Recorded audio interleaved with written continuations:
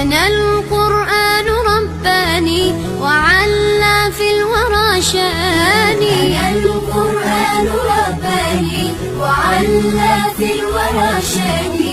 أنا القرآن أدبني، أنا القرآن نقاني. بسم الله الرحمن الرحيم. اللهم صل وسلم وبارك وأنعم على شفيعنا وقرة أعيننا سيدنا محمد وعلى آله وصحبه أجمعين. اللهم إني تجردت من حولي وقوتي ولجأت إلى حولك وقوتك، لا حول ولا قوة إلا بك. اللهم أعني ولا تعن علي، وانصرني ولا تنصر علي، واهدني ويسر الهدى لي، اللهم آمين.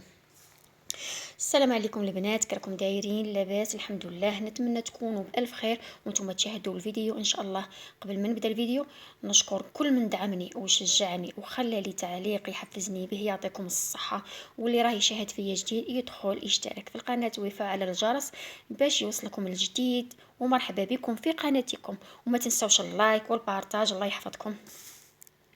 الفيديو تاع اليوم هو عبارة عن تتمة الفيديو اللي فات، واللي هو تحضيرات رمضان. الله يدخل علينا بالصحة والعافية ويتقبله منا يا رب. اللهم بلغنا رمضان لا فاقدين ولا مفقودين. نترحموا على اللي توفوا وكانوا يتمنوا يصوموا معانا، الله يرحمهم ويغفر لهم ويرزقهم الجنة الأعلى، الفردوس الأعلى إن شاء الله.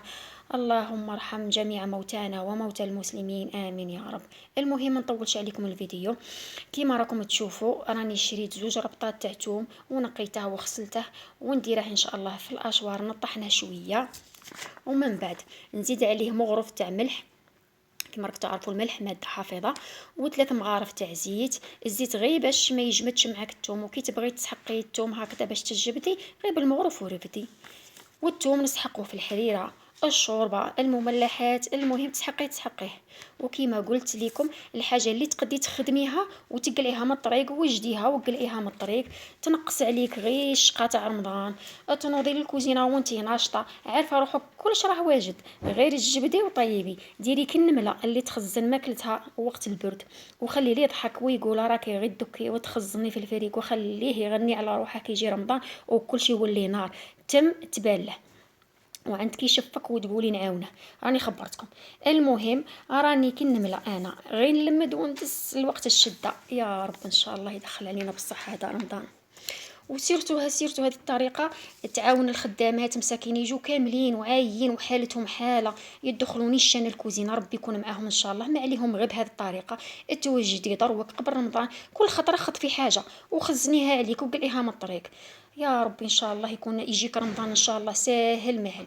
وكما راكي تشوفي ديريهم في قوه، بس كي طحني الثوم تاعك ديريه في قوه بس، ولا ليمون اللي عندك اذا كانوا صغار ديريهم في الفريكو ودسيهم عليك. جبتيهم ان شاء الله في رمضان يكونك ساهل ماهل ان شاء الله يا ربي.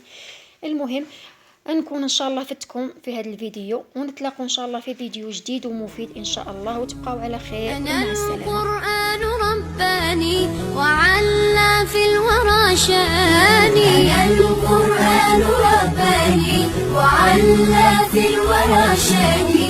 أنا القرآن أدبني